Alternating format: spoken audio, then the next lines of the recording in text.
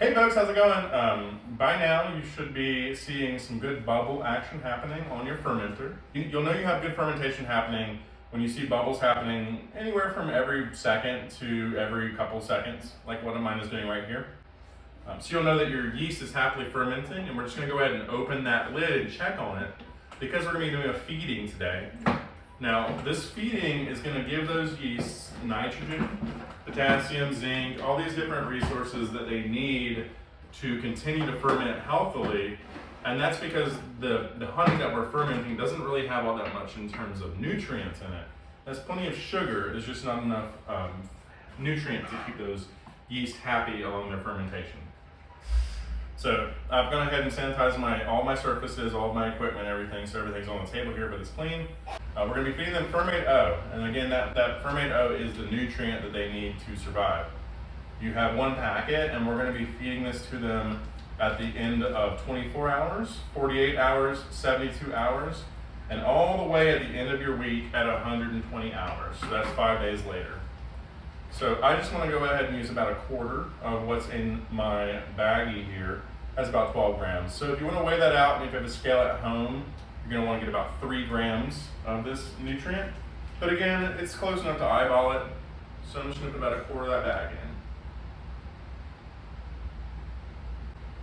It doesn't really take all that much.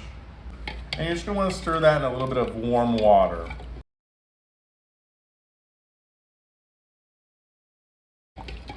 Okay, I'm gonna let that sit for about 5 minutes, and it's just gonna rehydrate that dry powder.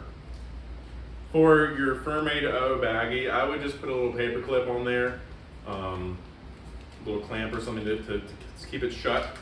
And I would put that back in your fridge while you're waiting to feed. After waiting about 5 minutes, you're gonna see that there's no more clumps of that Fermate O in this water.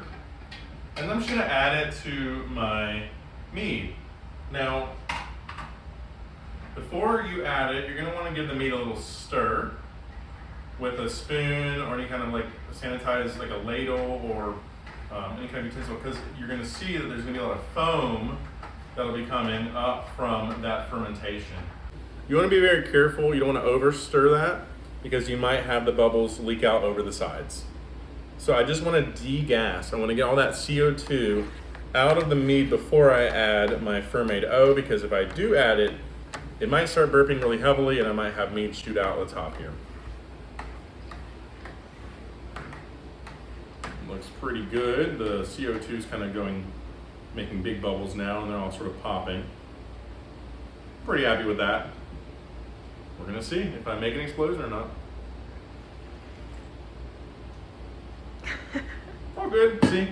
So yeah, that's just a really good step to make sure that there's not a vigorous off-gassing of CO2. Now that I've added the Fermate O liquid to my mead, I just want to give it a good stir to make sure that that Fermate O has been distributed throughout the bucket.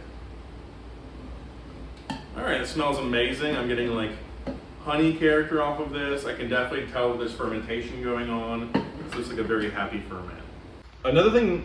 Another useful thing to do during the feeding step is to get your hydrometer reading from your mead. And you can do that either before or after you've pitched or added your Fermate O.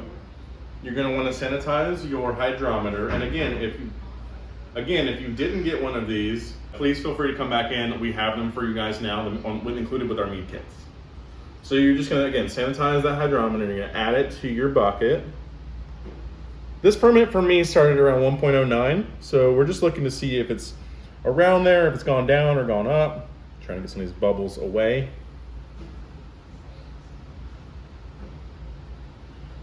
So we're still right a little bit less than 1.09, 1.088, I would say. So you can see we're a little bit below 1.09. So the mead has started to ferment. So this will actually continue to go down into the liquid as the sugar is fermented into alcohol. And so when it finishes, we're going to see it be right around here. But for now, we're all the way up here still. And again, it looks like we have about 12% potential alcohol left in our ferment. So that's just another mark. I would go ahead and put that number down in your journal As you feed at 24, 48, 72, and 120, you'll be able to get more readings with your hydrometer. So let's go ahead and take the hydrometer out. We're not going to leave it in that bucket.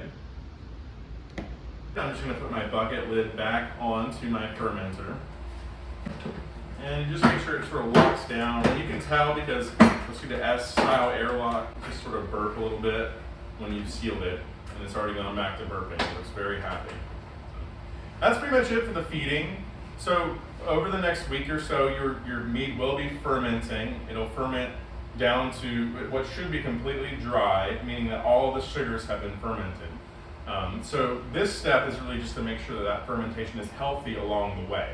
You're feeding them the nutrient at the right time when the yeast need it the most, rather than giving them all that nutrient all at once or waiting too long and then stressing the yeast out when they're not having enough of those nutrients that they need. If you don't see any fermentation activity after about 24 hours, you might want to go to your local homebrew supply store and pick up an extra packet of yeast. Again, the yeast that we gave you, it should activate just fine as long as you follow the rehydration protocol steps. But in the event that it didn't, just go to your local homebrew store and you can pick up a packet of yeast there. They're like $2 or $3. So once more, if you have any questions, please feel free to leave them in the comments section below or reach out to us on one of our social medias. We're always happy to hear from you. I believe in you.